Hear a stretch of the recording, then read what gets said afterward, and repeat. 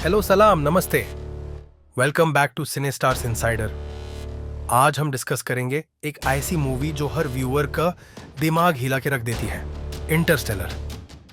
इस मूवी में जो कॉन्सेप्ट्स हैं वो सिर्फ साइंस फिक्शन नहीं बल्कि रियल साइंस पर बेस्ड है। आपको याद होगा ब्लैक होल, टाइम डिलेशन और फिफ्थ डायमेंशन का मेंशन किया गया था।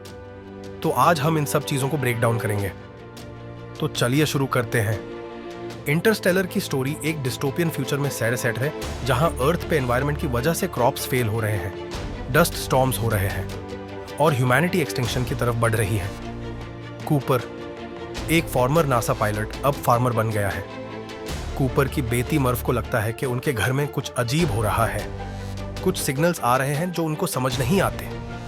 जब वो अपनी बेटी की मदद करता है तो उन्हें एक सीक्रेट नासा मिशन का पता चलता है जहां साइंटिस्ट्स एक नई दुनिया ढूंढने की कोशिश कर रहे होते हैं।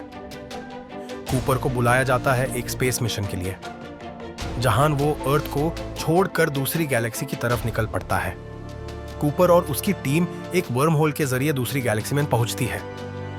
वर्म होल एक ऐसी चीज है जो स्पेस टाइम को बेंड करके दूसरे स्पेस रीजन्स तक पहुंचने का रास्ता बनाता है। वहां उनको 3 प्लैनेट्स मिलते हैं, लेकिन एक प्लैनेट पे कुछ घंटे गुजरने के बाद वो प्लैनेट अर्थ के कई साल इक्विवेलेंट हो जाता है। इस फिनोमेनन को टाइम डिलेशन कहते हैं, जिसमें टाइम का फ्लो स्पेस टाइम के एनवायरनमेंट पे डिपेंड करता है।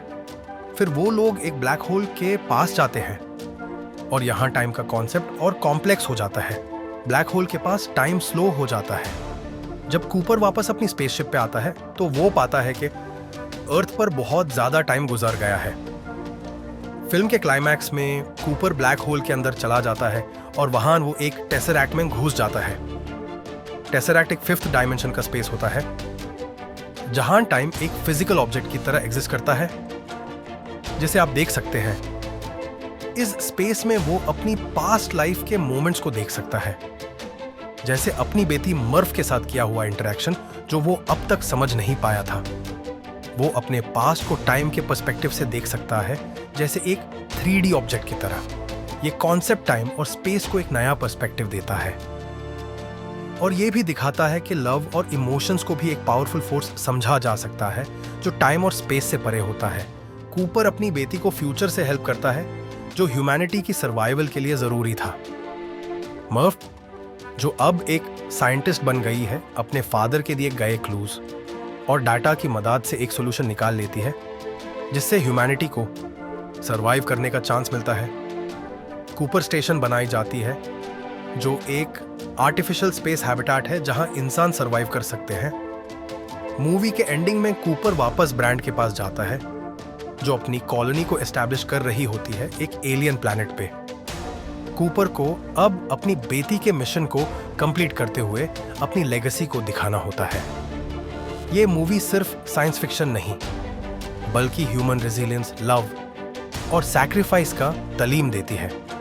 कूपर अपनी बेटी के लिए अपने लाइफ का सबसे बड़ा सैक्रिफाइस करता है और इसी लव और होप से ह्यूमैनिटी को एक नई जिंदगी मिलती है। तो ये था इंटरस्टेलर का ब्रेकडाउन। अगर आपको ये वीडियो पसंद आई हो तो लाइक करना मत भूलना और कमेंट में अपना फेवरेट मोमेंट शेयर करना। और हाँ, अगर आपने अभी तक सिने स्टार्स इनसाइडर को सब्सक्राइब नहीं किया तो अभी कर लो ताकि हम और भी जबरदस्त मूवी एक्सप्लेनेशंस लेके आए। नेक्स्ट वीडियो में हम फिर मिलेंगे एक और अमेजिंग मूवी के साथ। Take care and keep watching the stars.